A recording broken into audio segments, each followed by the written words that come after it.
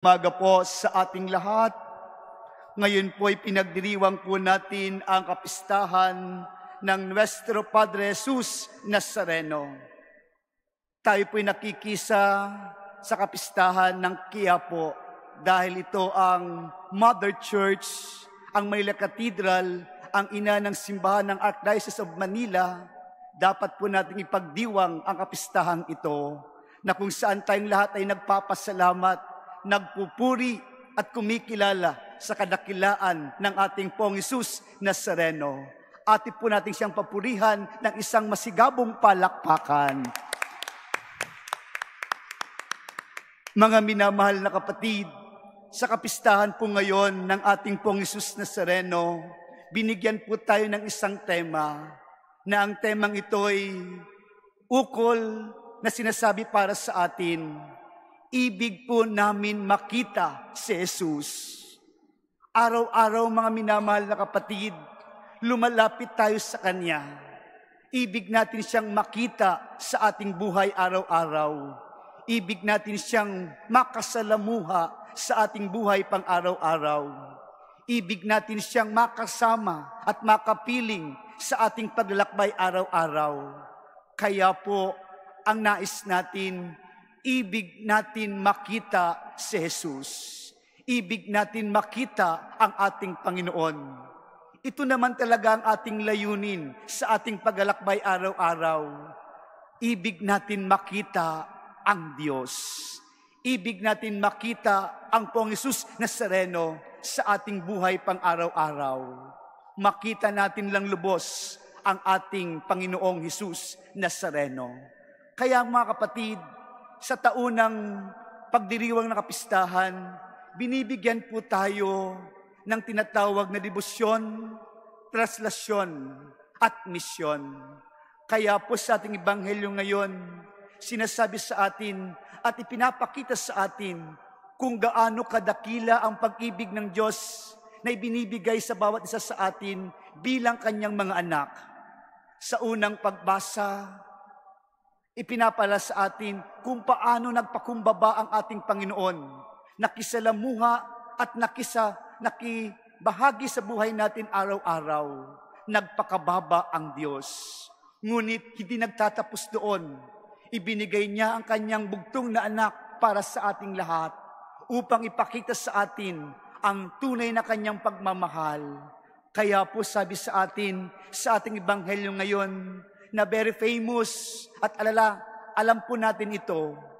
Gayon na lamang ang pag-ibig ng Diyos sa sanlibutan, kaya ibinigay niya ang kanyang bugtong na anak upang ang sumasampalataya sa kanya ay hindi mapahamak, kundi magkaroon ng buhay na walang hanggan.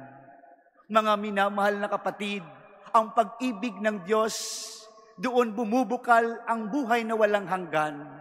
Kaya binibigyan tayo ng biyaya ng ating Pong Jesus Nazareno na dapat nating taglayin araw-araw. Ibig natin siyang makita sa buhay natin. Ibig natin makita ang Pong Jesus Nazareno araw-araw sa buhay natin. Kaya minamahal na kapatid, mayroon tayong debosyon, mayroon tayong traslasyon, mayroon tayong misyon. Ano po ang ibig sabihin ito para sa atin ngayon, mga minamahal na kapatid, sa kapistahan ng ating Pong Jesus Nazareno? Tayo ay may debosyon. Ang ibig sabihin ng debosyon ay katapatan at pagkilala sa kanyang kadakilaan at kanyang kapangyarihan na ipinagkakatiwala sa atin. Ang debosyon na dapat nating ipakita araw-araw na minamahal natin ang ating Pong Jesus Nazareno. Gayunpaman, una pa siyang nagmahal sa atin, kaya tayo nandito, naglalakbay sa mundong ibabaw na ito.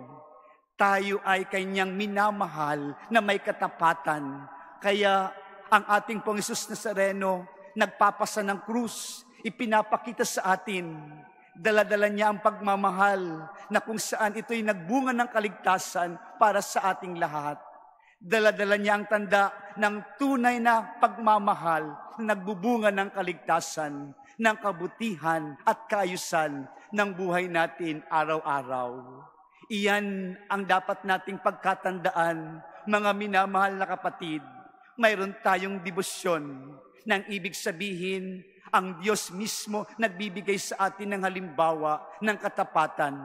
Nagpasan siya ng krus, tanda ng kanyang pagmamahal, upang tayong lahat ay mapabuti at masaayos ang buhay, na sa duloy magkakaroon ng buhay na walang hanggan, ang kaligtasan. Kaya ang debosyon, buhay sa buhay natin araw-araw, hindi nawawala ito, nawa sa ating paglalakbay, na tayo dinadala sa pangalawa, traslasyon. Para bagay mga kapatid, parang panibago o bagong salita ang traslasyon.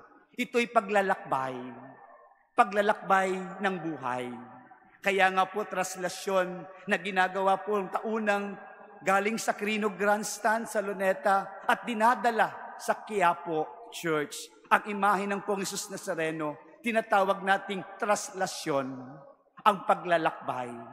Mga kapatid, binibigyan tayo ng paalala, ang buhay natin ay isang paglalakbay na may patutunguhan patungo sa Kanya, na nagkakaroon ng katuturan at kahulugan, ang buhay na kaligtasan.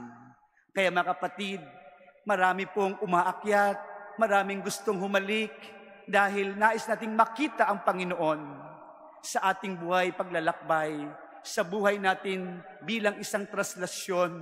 Nawa, nakikita natin ang Pong Jesus Nazareno. Totoo, hindi tayo pinapabayaan, hindi tayo iniiwan ng ating Pong Jesus Nazareno. Kaya ito ang ating dapat yakapin sa buhay. Traslasyon, buhay paglalakbay, kasama ang ating Pong Jesus Nazareno. Buhay na nakikilakbay, nakikipamuhay araw-araw sa buhay natin, mga minamahal na kapatid. At pangatlo, ibig natin makita ang ating Panginoong Hesus sa pamamagitan ng ating misyon. Ibig po namin makita si Jesus. Ibig natin makita ang ating Panginoon. Ito'y isang misyon sa buhay. Ngunit hindi nagtatapos sa pansariling pagkilala o pagtanaw sa ating Panginoon. Bagkus mayroon dapat tayong gawin, misyon na dapat nating ibahagi kung nakita natin si Jesus sa buhay natin. Ito ang totoong misyon na ating tinanggap.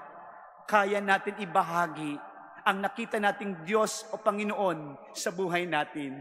Kaya po ang ating Amang nasa langit, ibinahagi niya ang kanyang bugtong na anak, misyon ng pagmamahal para sa lahat, para sa kapakanan at kabutihan nating lahat.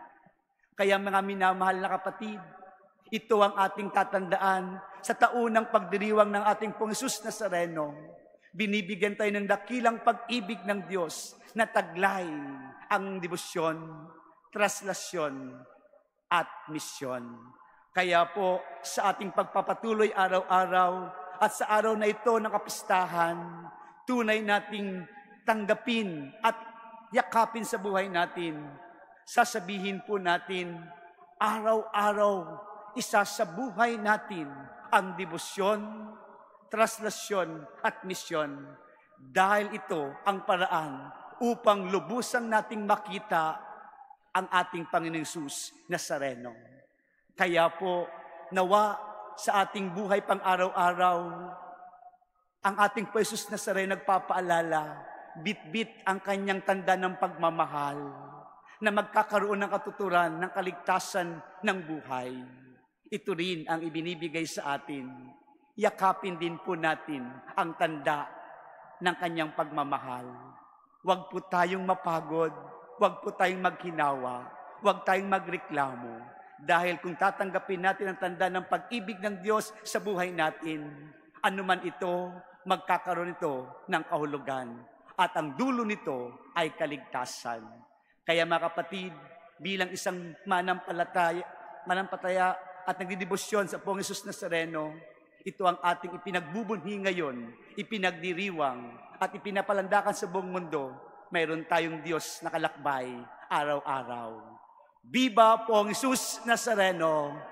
Viva! Amen.